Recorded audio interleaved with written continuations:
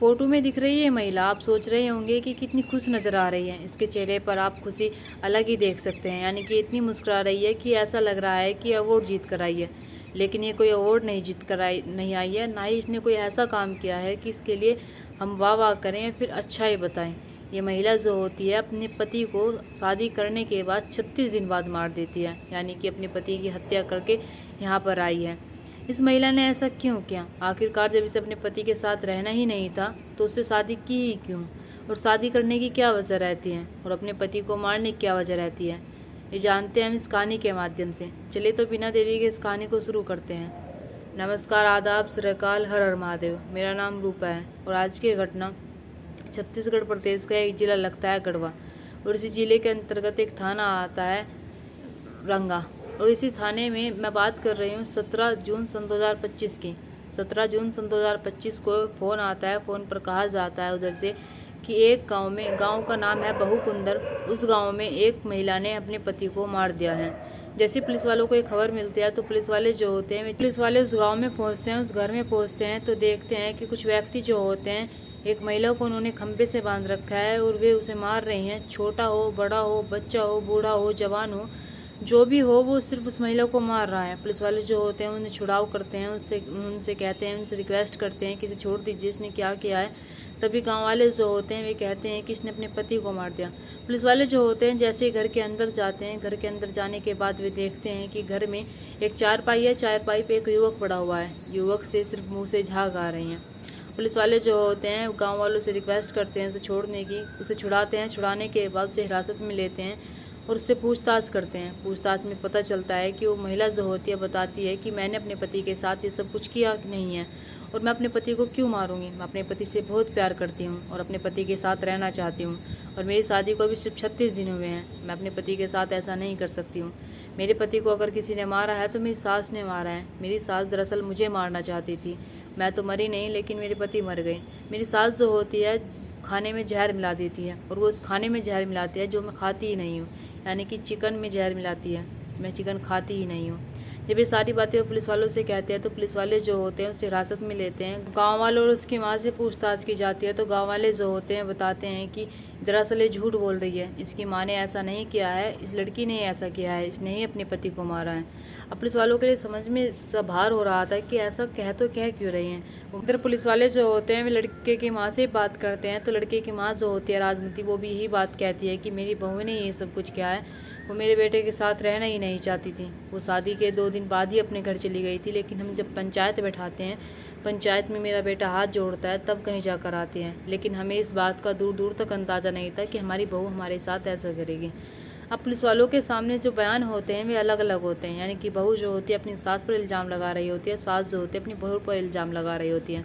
तो पुलिस वाले जो होते हैं उसे हिरासत में लेते हैं। उसकी बहू की हिरासत में लेने के बाद अब जांच पड़ताल करने लगते हैं और जानकारी निकालने लगते हैं। अब जानकारी निकालने के लिए वे पहले लड़की के बारे में जानते हैं। तो लड़की जो होती है छत्तीसगढ़ प्रदेश का एक थाना लगता है रामचंद्रपुर, और रामचंद्रपुर का ही एक गाँव लगता है विष्णुपुर। दरअसल यहाँ का रहने वाला रघुनाथ सिंह की बेटी जिसका नाम सुनीता होता है, जिसकी उम्र 20 साल होती है। सुनीता की जो शादी होती है वो बहुकुंदर के रहने वाले बुद्धनाथ सिंह से होती है। बुद्धनाथ सिंह का जो उम्र होती है वो 25 साल होती है। उसकी माँ का जो नाम होता है राजमती होता है। यानी कि आज से 36 दिन पहले 11 मई सन 2025 को इससे शादी हुई थी। शादी के 2 दिन बाद ही अपने घर चली जाती है। जब शादी के 2 दिन बाद ही अपने घर चली जाती है तो घर वालों को समझ नहीं आ रहा था कि वह क्यों आई है। जैसे ही पता करने की कोशिश की जाती है तो पता चलता है कि अपने फैमिली से, यानी कि अपने पति से लड़कर आई है। लेकिन परिवार वाले जो होते हैं लड़की के वो समझाते हैं, बुझाते हैं और कहते हैं कि बेटा तुम्हें अपने घर जाना चाहिए, ऐसे घर से नाराज़ होकर नहीं आना चाहिए। ससुराल ही तुम्हारा आज से घर है, ससुराल में ही तुम्हें रहना चाहिए। अभी 6 दिन बाद यानी कि 18 मई सन 2025 को वो अपनी ससुराल आ जाती है। ससुराल आने के बाद फिर से वो उनके साथ वही ड्रामे करती है, फिर से उनके साथ वही सब कुछ करती है। वो फिर से चली जाती है अपने घर, फिर से आती है, लेकिन इस बार कुछ ऐसा सोच कर आई थी जो उसे नहीं करना चाहिए था। पुलिस वालों को इतना तो पता लग गया था कि हो ना हो ये सब कुछ उसकी पत्नी ने ही किया है, क्योंकि सारे सबूत जो होते हैं उसके खिलाफ होते हैं। पुलिस वाले जो होते हैं फिर से एक बार सुनीता से पूछताछ करते हैं। सुनीता जो होती है वो कहती है कि मैंने कुछ नहीं किया है साहब, मैं अपने पति को क्यों मारूंगी, मैं अपने पति से बहुत प्यार करती थी। लेकिन पुलिस वाले जो होते हैं उस पर जब दबाव बनाते हैं और कहते हैं कि बता दो तुमने ऐसा क्यों किया है, तुम मुस्कुरा रही हो, तुम हंस रही हो, ऐसा कैसे हो सकता है कि एक पति मर गया और पत्नी जो होती है वो मुस्कुरा रही है, ऐसा तो हमने आज पहली बार देखा है एक केस में। तभी सुनीता जो होती है वो एक ऐसी कहानी सुनाती है जिस कहानी को सुनकर पुलिस वाले दंग रह जाते हैं, सोचने पर मजबूर हो जाते हैं कि आखिरकार ऐसा भी हो सकता है। सुनीता जो होती है वो बताती है कि आज से 36 दिन पहले यानी कि 11 मई सन 2025 को मेरी शादी जो होती है वो बुधनाथ सिंह से होती है। बुधनाथ सिंह से पहले मैं किसी और से प्यार करती थी जो हमारे ही गांव का रहने वाला था।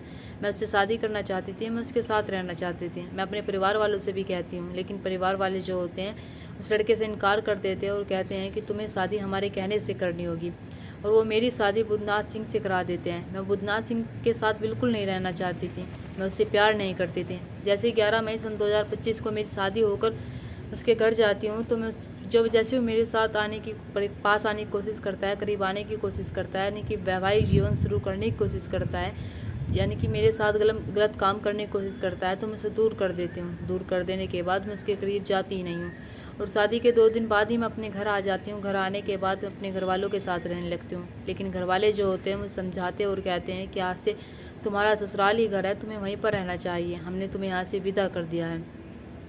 अब ऐसे ही जो बुधनाथ सिंह होता है उसे मनाने के लिए जाता है, उसके घर पर जाता है, लेकिन ये नहीं आती। लेकिन 18 मई सन 2025 को ये 1000 बार मनाने के बाद अपने ससुराल आ जाती है। ससुराल आने के बाद ही फिर से वही ड्रामे करती है, फिर से वही सब कुछ करती है, यानी कि अपने घर चली जाती है। लेकिन 5 जून सन 2025 को फिर पंचायत बैठाई जाती है। पंचायत में कहा जाता है कि ये लड़की अपने ससुराल में नहीं रहना चाहती है, अपने पति के साथ नहीं रहना चाहती है। पति जो होता है उसके हाथ पैर जोड़ता है, उसके हाथ पैर पकड़ता है और कहता है कि मैं तुम्हें ज़िंदगी भर खुश रखूँगा, सिर्फ तुम मेरे साथ एक बार चलो, तुम मेरे साथ ऐसा ना करो। पंचायत में पंच जो होते हैं वे भी ये बात कह देते हैं कि अगर तुमने अपने पति को छोड़कर अपने घर आई तो देख लेना तुम्हारे माँ बाप पर जुर्माना ठोका जाएगा, तुम्हारे माँ बाप से जुर्माना वसूल किया जाएगा। ये कोई मजाक नहीं है, तुमने इससे शादी की है, इसके साथ रहो, तुम बार बार अपने घर क्यों आ रही हो। जब सुनीता से ये बात कही जाती है कि इसके माँ बाप पर जुर्माना ठोका जाएगा तो सुनीता जो होती है वो डर जाती है और सोचने लगती है कि मुझे सही है अपने घर नहीं जाना चाहिए, मुझे अपने पति के साथ आराम से रहना चाहिए।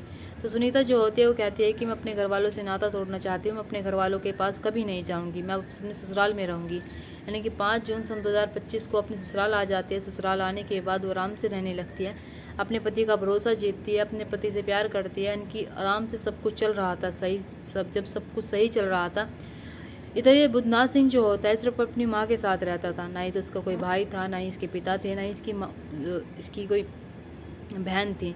यानी कि सिर्फ अगर घर में थे तो माँ बेटे थे, माँ बेटे के घर में अगर कोई तीसरा इंसान आया था तो वो सिर्फ सुनीता थी। अब इधर बुधनाथ सिंह के पास थोड़ी बहुत ज़मीन थी जिसमें वो करता था, कमाता था और खाता था, जिससे वो अपना गुजारा करता था।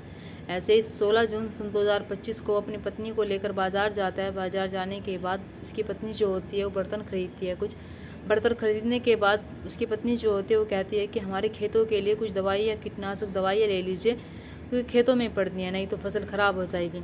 इधर बुधनाथ सिंह जो होता है वो खेतों के लिए दवाई ले लेता है, क्योंकि सुनीता जो होती है वो खेतों का काम भी क्या करती थी, खेतों में भी जाया करती थी, यानी खेतों की देखभाल भी क्या करती थी। दवाई लेने के बाद अब इधर सुनीता जो होती है वो कहती है कि थोड़ा सा चिकन भी ले लो, आज तुम्हारे लिए बना दूंगी।